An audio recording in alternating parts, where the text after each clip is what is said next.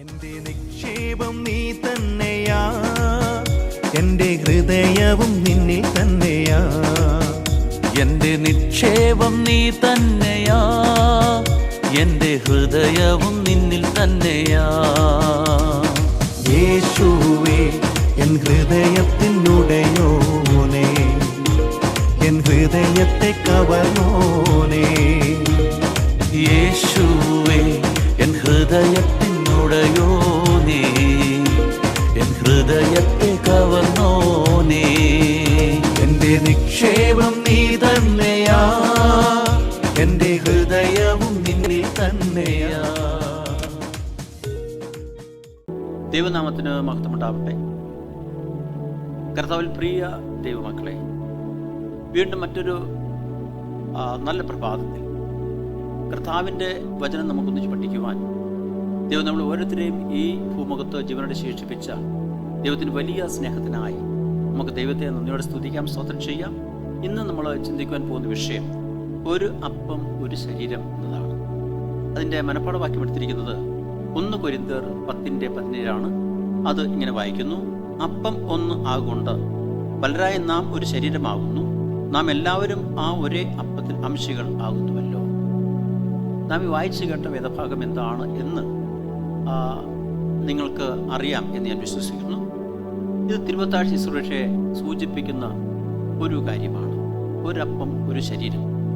അപ്പോൾ തിരുവത്താഴ് ശുശ്രൂഷ എന്നത് എന്താണ് എന്ന് നമ്മൾ ചിന്തിക്കുമ്പോൾ അത് നമ്മെ ഓർമ്മപ്പെടുത്തുന്നത് നാം എല്ലാവരും അപൂർണരും, പാവപ്രകൃതിയിൽ ജീവിക്കുന്നവരും, നമുക്ക് ജീവിതത്തിൽ നമ്മുടെ പാപങ്ങളെ ജീവിതത്തിൽ നിന്ന് മാറ്റുവാനും ദൈവസ്നേഹത്തിലും ദൈവവിശ്വാസത്തിലും വളരുവാനും നമുക്ക് ഒരു രക്ഷകനായ കർത്താവ് യേശുക്രിസ്തുവിൻ്റെ കൃപ ആവശ്യമുണ്ട്, അനുഗ്രഹം ആവശ്യമുണ്ട് എന്നൊക്കെ മനസ്സിലാക്കുവാനും നമ്മുടെ കുറവുകളെ തിരിച്ചറിഞ്ഞുകൊണ്ട് നമ്മുടെ ബലഹീനതകളെ നമ്മളത് മനസ്സിലാക്കിക്കൊണ്ട് നമുക്ക് ദൈവസന്നിധിയിൽ മറ്റുള്ളവരോടും സ്നേഹത്തോടും സഹിഷ്ണുതയോടും സഹകരണത്തോടും വിശ്വാസത്തോടും നമ്മൾ ഒന്നിച്ച് ജീവിച്ചു വരുമ്പോഴാണ് നാം ഒരു സഭയുടെ അല്ലെങ്കിൽ ഒരു സമൂഹത്തിൻ്റെ ഭാഗമായി മാറുന്നതും ഒരു സാമൂഹ്യ പ്രതിബദ്ധതയും ഒരു പൊതുവിശ്വാസവും നമ്മൾ ഉണ്ടാകുകയും ചെയ്യുന്നത് അങ്ങനെയാണ്.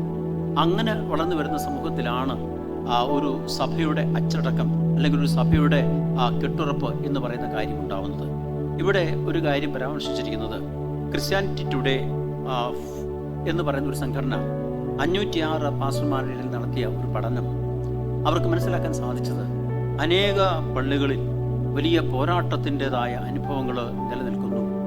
വിശ്വാസികളുടെ ഇടയിൽ അനൈക്യങ്ങളും പ്രയാസങ്ങളും പ്രശ്നങ്ങളും വേദനകളും നിലനിൽക്കുന്നു എന്നാണ്.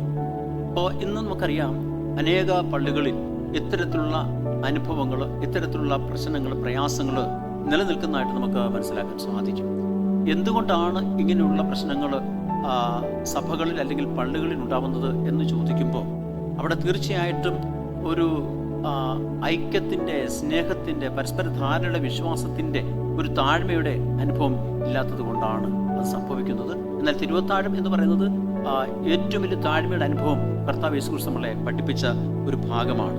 അപ്പോൾ നാം കർത്താവാകുന്ന യേശുക്രിസ്തുവിൻ്റെ തിരുശരീരത്തെ നാം ആത്മീയ അർത്ഥത്തിൽ നാം ആ യാഗത്തിൽ ഭാഗമായി തീരുമ്പോൾ, അല്ലെ കർത്താവ് യേശുക്രിസ്തുവിൻ്റെ ശരീരത്തെ സൂചിപ്പിക്കുന്ന ഒരു അപ്പം പലതായി വിഭജിച്ചുകൊണ്ട് ഒരു സഭയിലെ വിശ്വാസികൾ ഒന്നിച്ച് അത് ഭക്ഷിക്കുകയും കർത്താവ് യേശുക്രിസ്തുവിൻ്റെ രക്തത്തെ സൂചിപ്പിക്കുന്ന വീഞ്ഞ് നാം ഒന്നിച്ച് പാനം ചെയ്യുമ്പോൾ നാം തീർച്ചയായിട്ടും വലിയ യാഗത്തിൻ്റെ സ്മരണയിൽ നമ്മളെ തന്നെ സമർപ്പിച്ചുകൊണ്ട് ഏറ്റവും വലിയ താഴ്മയുടെ അനുഭവത്തിൽ നമ്മൾ കടന്നു വരുന്ന ഒരു സാഹചര്യമാണ്.